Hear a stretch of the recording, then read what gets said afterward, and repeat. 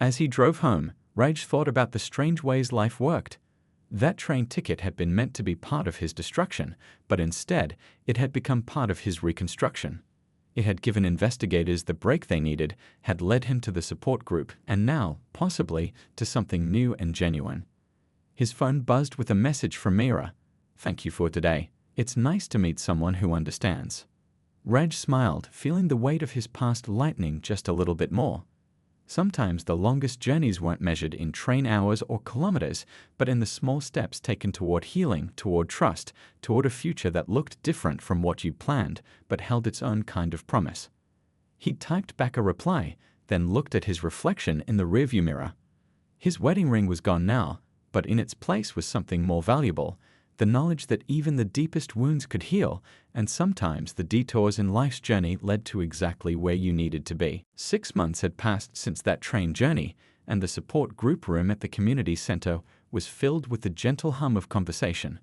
Raj adjusted his chair in the circle, listening as others shared their stories.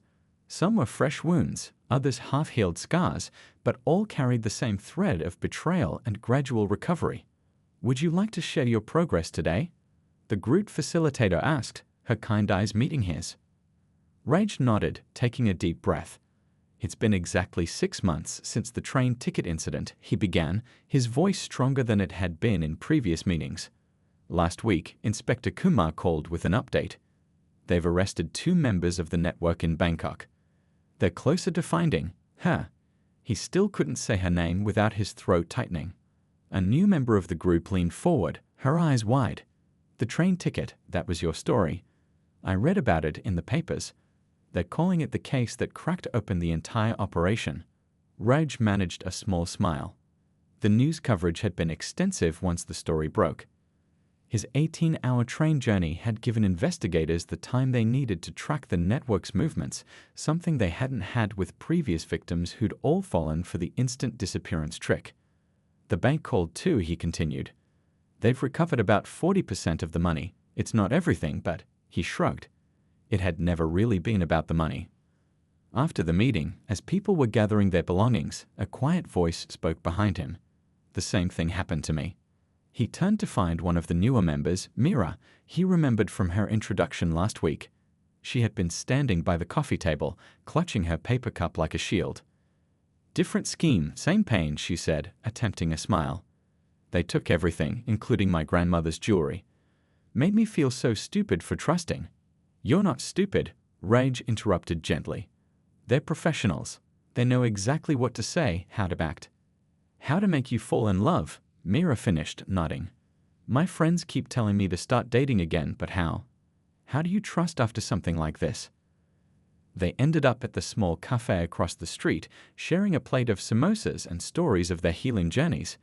Mira worked in software development, had a cat named Cookie, and carried the same mix of pain and resilience that Raj saw in the mirror every morning. "I took up painting," she said, scrolling through her phone to show him her work. "Needed something to fill the evenings when the memories got too loud." "I started teaching coding to kids at the community center," Raj shared. "Turns out helping others helps you heal too." The afternoon light filtered through the cafe windows, warming their corner table. They talked about everything and nothing, favorite books, childhood memories, the strange way life sometimes led you down unexpected paths. "You know what's ironic?" Mira said, stirring her coffee. "If it hadn't been for what happened, I would never have joined the support group. Never would have started painting, never would have learned how strong I actually am." Raj understood completely. His own journey had taught him things about himself he never knew: resilience, courage, the ability to help others through their darkest times. Their phones buzzed simultaneously, a news alert. Another arrest in the international marriage fraud case. They looked at each other, a moment of shared understanding passing between them. "They can't take everything," Mira said softly. "They took our money, our trust, but they couldn't take our ability to heal, to grow." To find unexpected silver linings, Raj added, meeting her eyes across the table. As they walked back to the community center parking lot, the setting sun painted the sky in shades of hope. Raj thought about that train ticket, the thing that was meant to delay him, to give the scammers their escape window. Instead, it had become the key to unraveling their entire operation, and now, in a way, it had led him here. Same time next week, Mira asked, reaching her car. Actually, Raj found himself saying, there's a new cafe opening near the coding center. They say they make great masala chai, if you'd like to. I'd like that, she smiled, and it was different from Priya's practiced perfection. It was real, slightly nervous, beautifully imperfect. The hotel room was small and simple, nothing like the romantic suite that had been part of their supposed plans. Raj sat on the edge of the bed, finally allowing himself to feel the full weight of what had happened. His phone showed missed calls from friends and family, all probably wondering why he wasn't posting honeymoon pictures yet. What could he tell them? How could he explain that the woman they'd blessed at his wedding, the woman who'd touched their feet and accepted their gifts, had been nothing but a carefully constructed lie? That their marriage had been just another performance in her ongoing show. The sun was setting outside his window, painting the unfamiliar city in shades of orange and purple. Somewhere out there, Priya, or whatever her real name was probably already planning her next performance, her next victim. But this time, thanks to the train ticket that had given investigators the time they needed, she had left behind a trail. And Raj, despite his broken heart, was determined to help them follow it. The empty hotel room mocked him with its romantic setup, rose petals scattered on the bed, champagne chilling in an ice bucket, a happy honeymoon banner hanging above. Raj stood in the doorway, his single suitcase still in hand, while the hotel manager hovered nervously behind him. Sir, we have no booking under the name Priya Sharma, the manager repeated apologetically. But given your situation, we're happy to offer you a room at a special rate. Raj shook his head. Thank you, but I need to head back. His voice sounded hollow even to his own ears. The 18-hour train journey that was supposed to bring him to his honeymoon destination had instead delivered him to this moment of crushing reality. Back in the hotel lobby, his phone rang, Inspector Kumar again. We've made some progress, the inspector said without preamble. The CCTV footage from Chennai airport shows her meeting 3 other people. We believe they're part of the same network. They boarded a flight to Bangkok 2 hours later. Raj sank into one of the lobby's plush chairs, watching other happy couples check in, their faces bright with vacation excitement. Just 3 days ago, he'd been just like them, full of hope, love, and plans for the future. There's more, Inspector Kumar continued. We found her previous apartment in Mumbai. The neighbors knew her as Anjali, a widow with a tragic past. Sound familiar? It did. Priya had told him she was from a small town, trying to make it big in the city. He'd admired her independence, her courage. Now he wondered how many times she told that story, how many other men had fallen for the same carefully crafted tale. The afternoon sun streamed through the hotel's large windows, warming his face, but doing nothing for the cold that had settled in his chest. A group of tourists walked past, their laughter echoing off the marble floors. Life was going on as usual, even though his had completely unraveled. His phone buzzed with a message from the bank. They'd managed to freeze some of the accounts, but most of the money was already gone. 2 years of savings disappeared in a matter of hours. The house they'd planned to buy would remain a dream, along with all their other shared plans for the future. Mr. Kumar, the hotel manager had returned. There's a police officer here from the local station. They'd like to take your statement. The local officer was young and earnest, his notebook already open. Sir, we'll need to go through everything again. Sometimes fresh details emerge in a new telling. So Raj told the story once more, how they'd met at a friend's party, how she'd seemed so perfect, independent but traditional, career-minded but family-oriented, how she'd known exactly what to say, exactly who to be, to make him fall in love. The wedding photos, the officer said, looking up from his notes. You mentioned she was particular about the photographer. Yes, Raj replied, a new realization dawning. She insisted on hiring someone from out of town. Said they were the best. Now I wonder if they were part of it too, creating evidence of another false identity. His phone chimed again, an email from their landlord about the rent. The apartment they'd chosen together, decorated together, filled with dreams together. How could he go back there now? Every corner would remind him of her, of the life he thought they were building. The officer's radio crackled with static. After listening for a moment, he turned to Raj with renewed interest. Sir, they've found something in Chennai. A storage unit rented under one of her aliases. Would you be willing to come identify some items? Raj nodded, even as his heart clenched at the thought of seeing more evidence of her deceptions. When? We can go tomorrow. It's a 3-hour drive. The officer paused, then added more gently, You should get some rest first, sir. You look exhausted. Exhausted didn't begin to cover it. Raj felt hollowed out, like everything that made him who he was had been scooped away, leaving just a shell that walked and talked and nodded at appropriate moments. As the officer left, Raj finally wheeled his suitcase back to the hotel's front desk. I'll take that room after all, he told the manager. One night, just to gather himself before facing whatever tomorrow would bring. In the elevator up to his room, a basic single, not the honeymoon suite, he caught his reflection in the mirrored walls. He was still wearing his new vacation shirt, bought specially for the honeymoon. His wedding ring caught the light as he reached to loosen his collar. The ring. He should take it off. It meant nothing now, just like their vows, their plans, their love. But as he touched it, his throat tightened. Not yet. He wasn't ready to let go of everything just yet. The inspector smiled, pulling out a fresh form. Start from the beginning. Tell me everything. Every detail you remember, every conversation, every habit. Small things you noticed but dismissed. Sometimes the smallest thread can unravel the biggest lies. As Raj began to talk, the afternoon sun slanted through the office windows, casting long shadows across the photographs scattered on the desk. Each image showed a different version of the woman he'd married, like pieces of a shattered mirror reflecting back fragments of truth. Somewhere in those pieces, hidden in the memories of shared laughter and morning chai and wedding vows, lay the clues to finding her, not just for him, but for all the others who might fall into her carefully woven web of lies. The police station buzzed with activity, but Raj felt disconnected from it all, like he was watching everything through a thick glass wall. Inspector Kumar sat across from him, spreading out photographs across his desk. Each photo showed the same woman, Priya, but with different names, different hairstyles, different lives. We've been tracking her for 18 months, the inspector explained, his voice gentle but firm. She's hit 3 other cities before yours. Always the same pattern, targets successful professionals, rushes into marriage, disappears during the honeymoon. Raj picked up one of the photos. In it, she was wearing a green saree, different from the red one she'd worn at their wedding. Different man beside her, different smile, same scheme.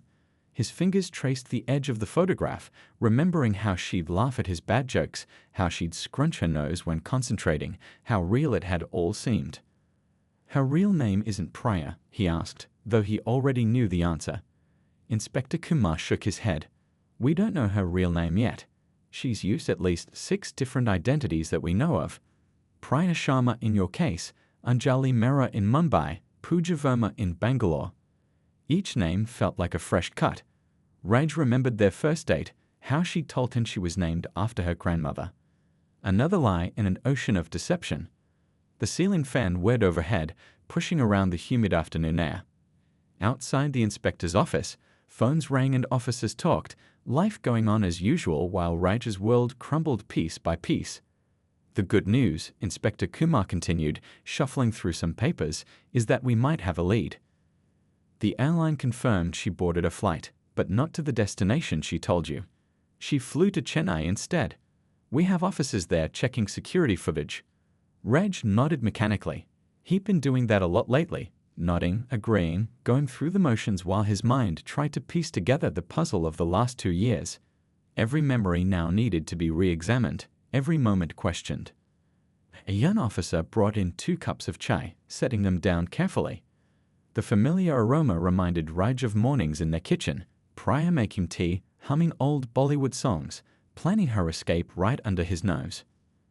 Tell me about the wedding preparations, Inspector Kumar said, pulling out a fresh notepad.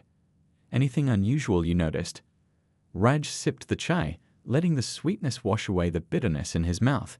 She insisted on handling everything herself, said she wanted to make it perfect for me.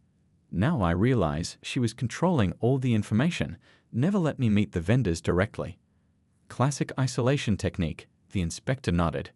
Makes it harder to verify details later. What about her family? They were all supposedly living abroad.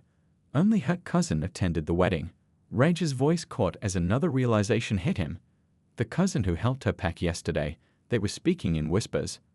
A knock on the door interrupted them. Another officer entered with a file. Inspector Kumar read it quickly, his eyebrows rising. "We've found something interesting. The bank accounts she used, they're all linked to a larger network. This isn't just one person, Mr. Kumar. It's an organized group." The fan continued its lazy circles overhead as Raj absorbed this new information. Not just Priya, but an entire organization dedicated to breaking hearts and stealing lives. How many others were out there right now, falling in love with lies? "Your case might help us crack this whole network," the inspector said, leaning forward. The train ticket, that was new. Usually, they just disappear without a trace. But this time, she got creative, got confident, made a mistake. Raj remembered the ticket still sitting in his wallet like a bad joke. She said it was romantic, seeing the country by train. He laughed, but the sound held no humor. 18 hours on a train while he couldn't finish the sentence. Inspector Kumar's phone buzzed. He checked it, his expression changing. The Chennai team found something. Security footage shows her meeting someone at the airport. A man we've been watching in connection with other cases. We've got a partial license plate from their taxi. For the first time since this nightmare began, Raj felt a spark of something other than despair. Not hope exactly, but purpose. What can I do to help? The train rattled through the countryside, but Raj barely noticed the landscapes rolling past his window. 9 hours into his journey, he'd given up trying to admire the scenery his wife had so enthusiastically promised.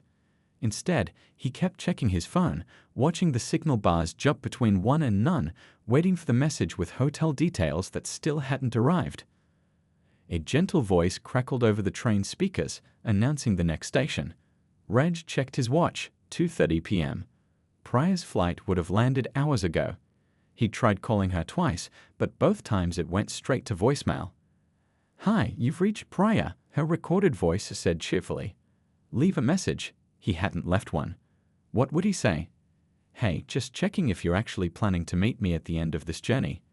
The elderly man sitting across from him offered a samosa from his tiffin box. "You look worried, Beta," he said kindly. "Bad network is common on this route. Your wife will call soon." Raj accepted the samosa with a weak smile, wondering if his anxiety was that obvious. As he reached for his water bottle, his phone suddenly buzzed. His heart jumped, but it wasn't Priya.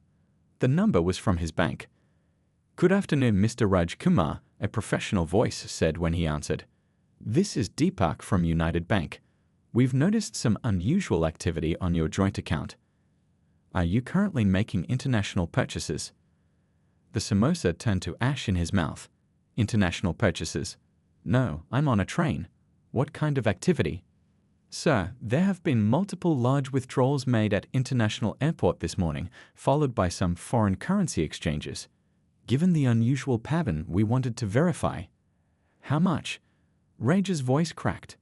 How much was withdrawn? The amount the banker quoted made his ears ring. It was everything. Their entire savings, including the money they'd received at their wedding, the down payment they'd been saving for a house, even the fixed deposits they'd planned to use for their future children's education. "Sir, are you authorizing these transactions?" Raj's hands were shaking so badly he could barely hold the phone. "No," he whispered. "No, I'm not." What followed was a blur of security questions, transaction reversals that came too late, and the slow, horrible realization that the woman he'd married had just emptied their bank account and disappeared.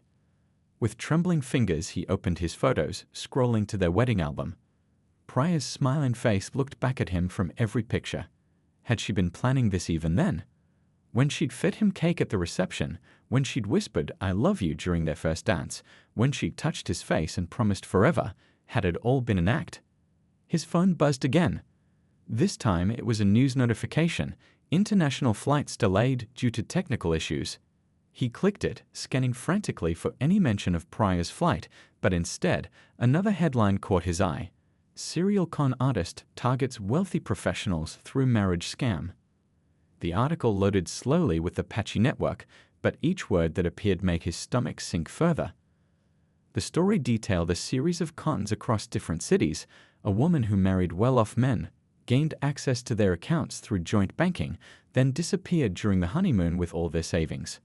The victims' stories were eerily similar: a whirlwind romance, a quick wedding, and a carefully planned getaway involving separate travel arrangements. More tea, better. The elderly man was watching him with concern. Raj realized he must have made some sound of distress. "No, thank you," he managed to say. His collar felt too tight, the train compartment too small. Outside, the sun was starting to set, painting the sky in brutal shades of red. Somewhere out there, probably already in another country, Priya, or whatever her real name was probably sitting in a comfortable airport lounge, counting her success. His phone had 1 bar of signal left. With shaking hands, he dialed the police number he'd found in the article. As it rang, memories flooded his mind. Priya insisting on handling all the wedding preparations herself, the new passport, the 3 heavy suitcases, all those secretive phone calls, and that last kiss that felt like goodbye. "Hello, Fraud Investigation Department," a voice answered. Raj took a deep breath. "My name is Raj Kumar. I think I'm your next case." The train rumbled on through the gathering darkness, carrying him farther from his empty apartment and cleaned-out bank account, but closer to the truth about the woman he'd thought would be his forever.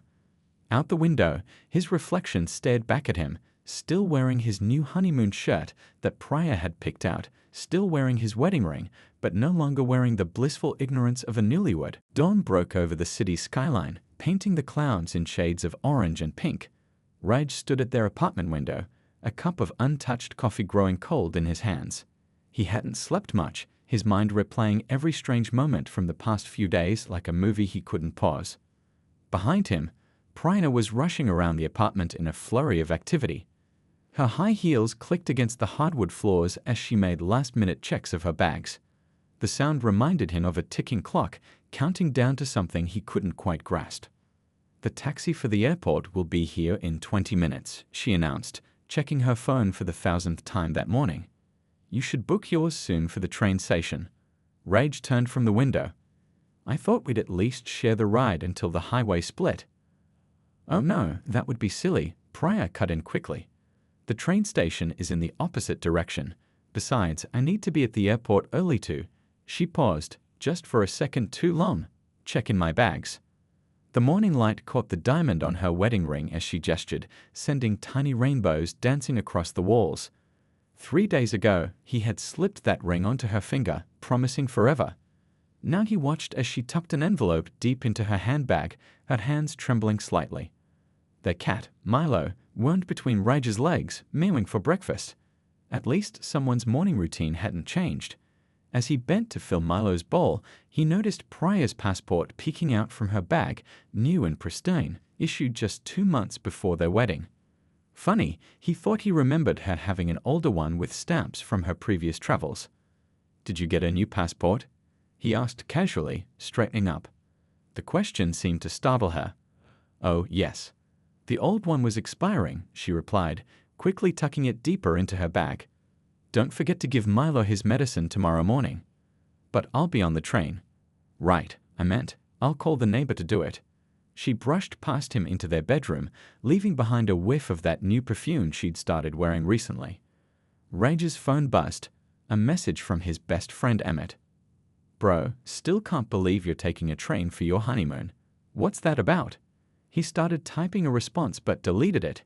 How could he explain something he didn't understand himself? The doorbell rang, making them both jump. "That must be my taxi," Priya said, her voice higher than usual. She rushed to grab her suitcases, struggling with the weight of them. "Let me help." Raj started, but she waved him away. No need. The driver will help." She straightened up, fixing her hair in the hallway mirror. For a moment, their eyes met in the reflection, and Raj saw something flicker across her face. Regret? Fear? Before he could decide, she turned away. "Aren't you going to take our wedding album?" he asked, noticing it on the coffee table where she'd left it after all that fuss about packing it last night. "Changed my mind," she said quickly. "Better keep it safe at home." She wouldn't meet his eyes. The taxi driver knocked again, more insistent this time. Priya grabbed her bags, then turned to face Raj. The morning sun streaming through their windows caught her face, and for a moment she looked like a stranger wearing his wife's features. "I need to go," she said, stepping forward.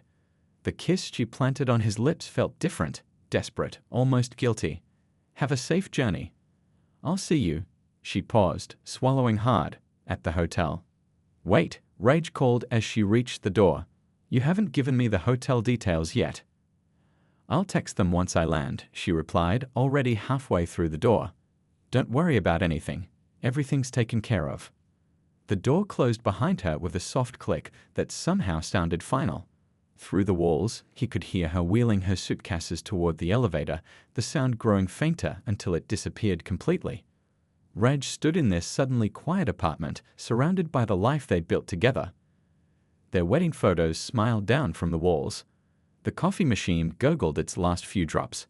Milo purred contentedly over his breakfast. Everything looked exactly the same as it had yesterday, last week, last month.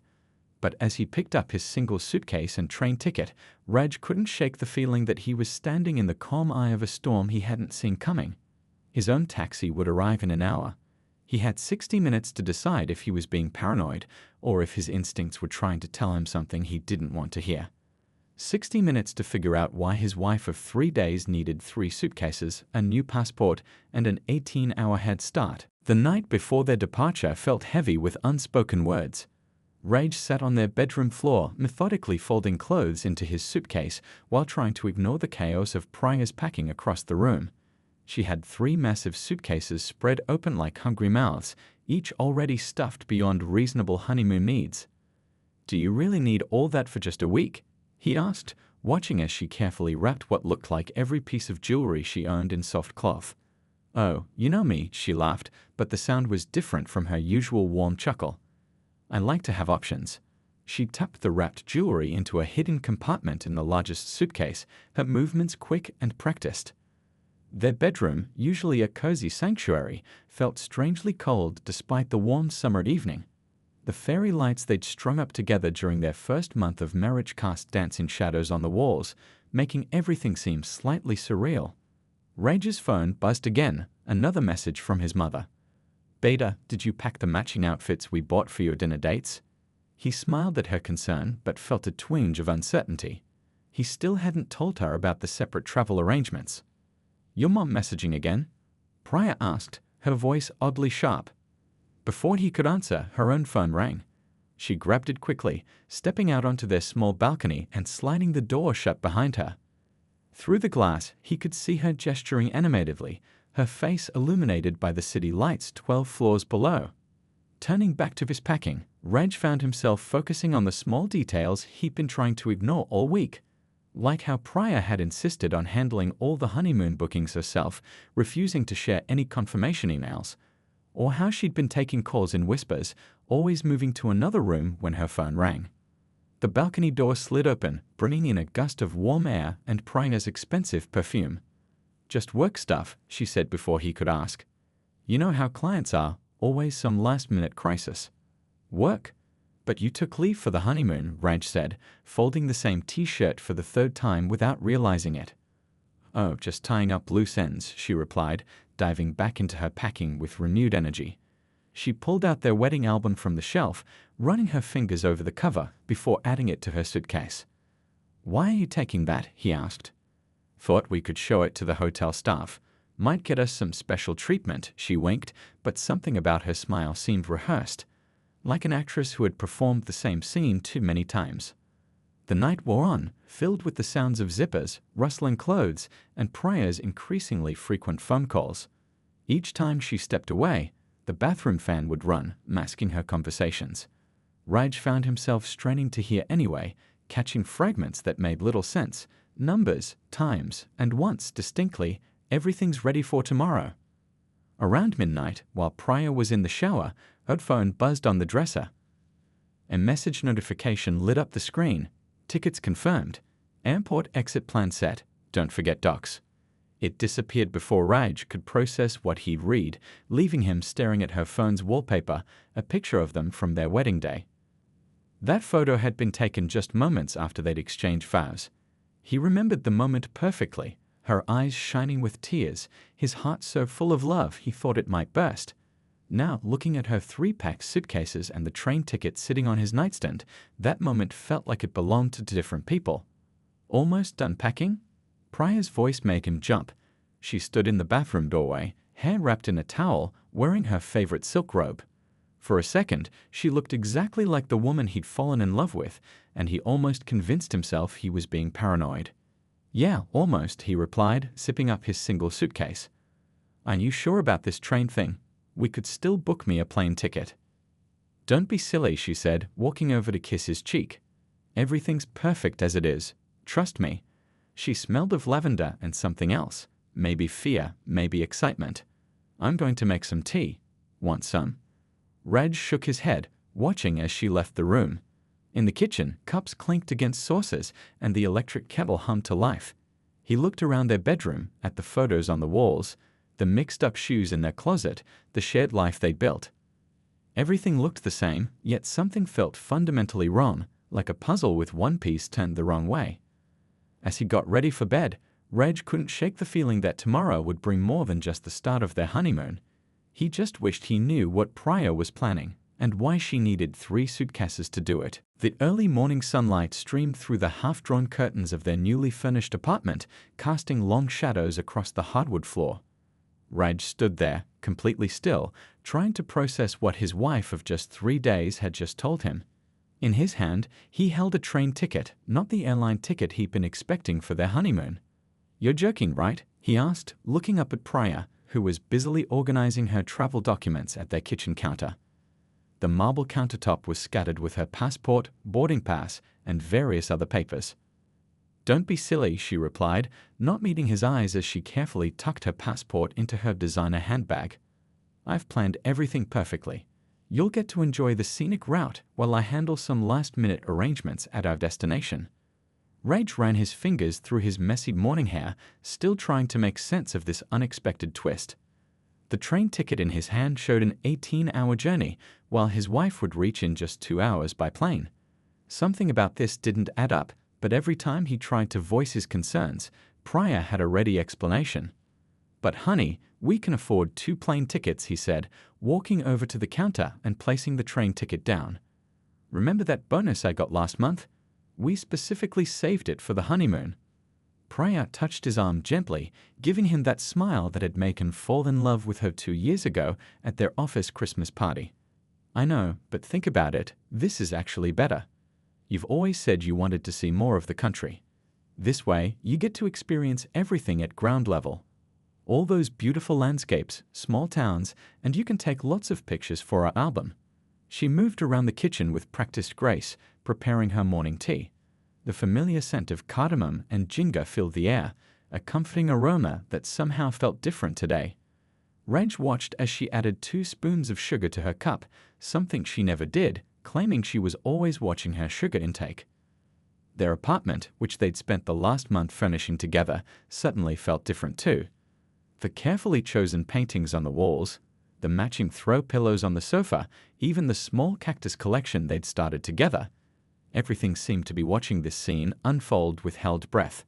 Plus, Priya continued, stirring her tea with unusual intensity, "The money we save on 1 plane ticket can go towards that fancy dinner I've planned for our first night there.